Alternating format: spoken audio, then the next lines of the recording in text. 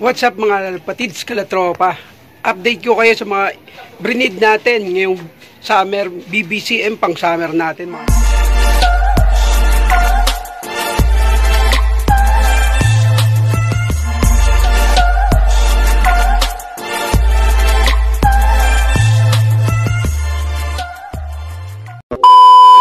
Pang summer natin mga patids kalatropa.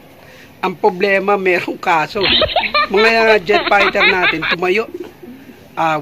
Kaya ipapakita ko sa inyo kung anong mga nangyari sa mga sinalang natin pang summer ng BBCM. Sinalang pa naman natin yung mga overall kasi nagpalit-palit tayo ng mga breed. Yung mga pang north natin halos gulong tumbling. Kaya ipapakita ko na sa inyo yung ano naging nangyari sa mga sinalang natin. Bakit ganun? Sumabla yung mga sinalang natin. Kaya papakita ko na sa inyo kung anong nangyari sa mga sinalang natin pang summer ng BBCM. Let's go! Welcome back nga mga lipatids, kalatropa. I-update ko ay sa mga breeder ko pang BBCM, pang laban natin ng BBCM. Ito si Little Princess. Krinos natin kay Vandenbroek. Mga latropa, tinayuan na nila itlog nila kasi nawakan natin nung kahapon. Sobrang lamig na. Awit ng mga breeder to, tinayuan na, halos ayaw na maglimlim. Mukhang mabubugok na to. Mukhang nagbabatik-batik na sila. Tumayo na yung mga breeder natin. Sobrang lamig ng ng itlog. Kala mo nagyayelo na. Naghahabol tayo ng pang summer ng BBCM tapos ganito lang yung mga breeder natin na naglolo ko sila. I-update ko pa kayo sa iba pa nating breeder kung ano nangyari. Ang kalatropa, ito pa yung isa nating breeder. Ito yung tatay ni Mokang, yung producer natin. Napakaangas. Pinaras natin siya kay Milenia, yung 5th overall champion natin. Kaso ang masaklap din nito, yung isang itlog niya walang similya. Tapos ito medyo malamig-lamig din, pero at least kahit papano nagdilimlim patonghin. Pero nakikita ko kanina kakastaan sila panibago. Hindi natin alam yung ano yung mga nangyari dito sa mga breeder natin. Nagloko sila. Nagloko yung mga breeder natin. Ang saklap. Kaganito. Buti nga naglilimlim pa kahit isa na lang yung itlog niya. Yung may similya. Sana hindi rin tumabugok. Hindi kagaya ng kay Little Princess. Nabugok na. Ito pa isa natin. Mulucci. 3 times Tacloban. Tinanggalan na rin natin ng pares. Kasi yung itlog nila na papisa na sana kahapon, tinayuan nila. Tinayuan yung ibon. Yung itlog. Sana inakay na pala yun. Inakay na. Tinayuan nila. Kaya sayang yung breed natin pang summer. Naghabol pa naman tayo. Tapos ganito yung ibon. Paras na ito, Mulucci din. Ito si 3 times Tacloban. Awit ng mga breeder. Gabol tayo pang summer. Dapat pisaan na yung mga pang summer natin ngayon. Tapos nagpisa naman to, kaso ang problema hindi nakalabas sa itlog. Kaya tinapon na natin. Hindi na natin binidyoan kasi mahirap, baka makalabag tayo sa rules of standard ng guidelines ni YouTube.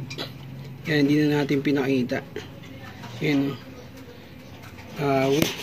Tinanggalan ko na sila ng pares para makondisyon ko ulit mga 1 week. Tapos ito pa, bali 4 na pares na yung sinalang natin. Si Victor Lim, solo pogi. Binasag din nila yung itlog nila. Tapos yung pares niya tinanggal ko na rin kasi basag din yung isang itlog na natira. Kaya tinapon ko na rin. Ano ko yan ng mga nangyayari sa mga breeder natin. Kaya tinanggalan ko muna rin siya ng pares. Bali 1 week, babalik natin sa pares niya. 4 na pares na yung sinalang natin. Ayan o. Walang mga pares yan. Ayan yung 2 times inbreed. Pa ito.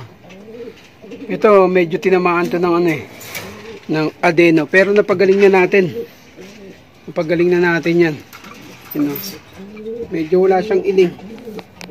Yung 2 times inbreed natin. You know, anak to ni Little Princess. Yung 2 times inbreed niyan. Tsaka ito. Yan. Para siya ni Mara yung kinakarera natin. Tapos ito. Yung young bird natin pang south. NHPC. Tinamaan din natin. Pero medyo magaling na rin. Ayan. Nire-recover na lang natin yung katawan niya. Ayan. Anak yun nung neto. Anak yun nila. Ng producer natin. Tsaka nanay niya si Milenia, yung 5th overall champion. Tingnan nyo. Na tropa. Anong ginawa ni Little Princess, oh. Layo nila sa pugaran. Bad trip ng mga ibon to. Kaya malamang tatapon na rin natin to. Kasi nagbatik-batik na, sobrang lamig na ng itlog. Similya pa naman to. Oh, tapos nagloko lang sila. Wait. Lapit na sana ito magpisa, oh. Kaso nagbatik-batik na. Nagloko yung mga, ngayon pa nagloko yung mga breeder. Pero try natin palimliman. Kaya kay Milenia. Tanggalin na natin yung itlog. Kasi ito naglilimlim pa to eh. Baka sakali lang natin. Pero mamarkingan natin itlog ni Milenia. Lagyan natin ng palatandaan. Medyo maliit. Kumpara do sa dalawang itlog na medyo malaki. Ayan na. Pinaakay natin. Awit. Tumayo yung mga breeder. Saklap. Kinalas natin yung mga breeder. Ito pa yung mga ibang breeder hen natin. Kinukondisyon natin to. Tsaka yung mga kak na yun. Tsaka ito yung mga pang south natin. Tinamaan din to ng adena. Pero medyo okay na. Magaling na sila. Wala na silang paling. Pero di pa natin pwede ibalik sa loop kasi puno pa. Yung ipamimigay nating ibon nandun po. Pag naipamigay na natin yan, lalagay natin sila sa flying pen. Ito. Ayan o. Medyo pagaling na rin to. Itong puti, medyo okay na. Hindi naman niya nakakawa.